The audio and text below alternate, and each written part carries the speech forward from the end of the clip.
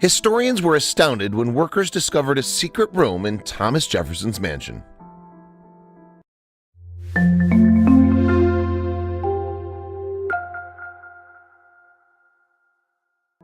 The rumors about U.S. President Thomas Jefferson's affair with one of his slaves, Sally Hemings, started while he was in office in 1802. It was a disgruntled journalist, once an ally of Jefferson's but later an embittered enemy, who set the ball rolling with articles in the Richmond Recorder. The journalist, James T. Callender, wrote, "It's well known that the man whom it delighteth the people to honor keeps and for many years past has kept as his concubine one of his own slaves.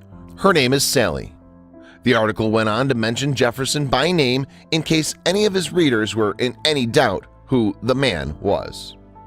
Thomas Jefferson was 58 years old when these allegations were published in September 1802, and after a long political career had been president since March 1801. It was a position he was to hold for 2 four-year terms. This exceptionally eminent American was one of the founding fathers of America and had been the lead author of the 1776 Declaration of Independence. Decades before these allegations surfaced, Jefferson had married 23-year-old Martha Wales in 1772. She was his third cousin and a widow, and by all accounts the marriage was a loving one. Martha bore 6 children, although only 2 reached adulthood, including her firstborn, also Martha, who's pictured here. Jefferson and his young wife had moved to a small cottage on the 5,000-acre Monticello plantation near Charlottesville, Virginia. Later, Jefferson would build a grand mansion in the classical revival style. As was normal practice in Virginia, the estate land was worked by African-American slaves, and other slaves tended to Jefferson and his family in the Great House. Jefferson had inherited the land at Monticello from his father, Peter, after his father's death in 1757. He was only 14 when his father died, so he had to wait until he was 21 before he took control of the estate. Also included in his inheritance were 52 slaves. Consequently, he and his wife Martha inherited another 135 slaves when her father, John Wales, died in 1773.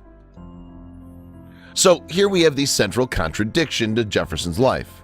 Undoubtedly, he opposed slavery and actively campaigned for its abolition. Indeed, he was the man who wrote the immortal words, "All men are created equal." Yet he himself was a slave owner and remained one until his dying day. As we shall see, this contradiction is thrown into even sharper focus by his relationship with Sally Hemings. Jefferson's marriage to Martha was apparently a happy one.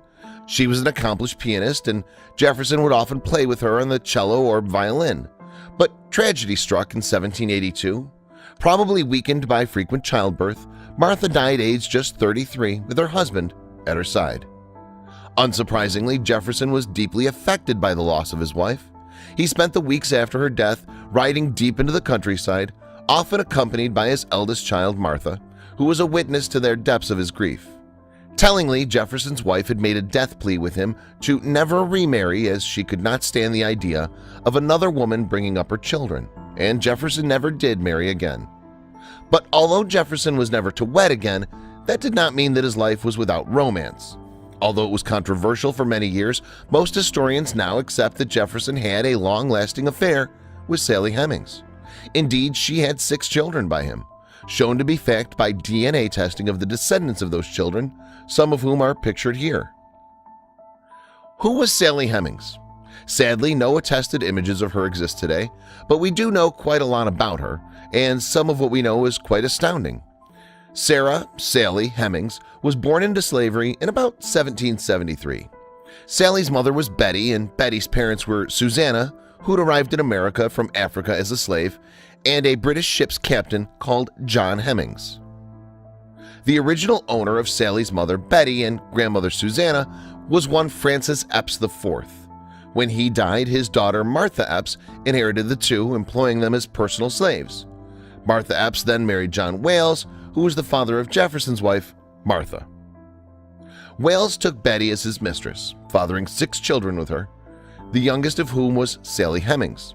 As we've already seen, the Jeffersons inherited 135 slaves from Wales when he died in 1773. One of those slaves was Sally Hemings.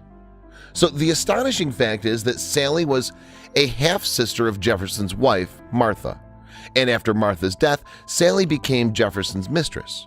We can only speculate as to whether Jefferson's attraction for Sally was partly caused by her relation to the grief-stricken widow's late wife.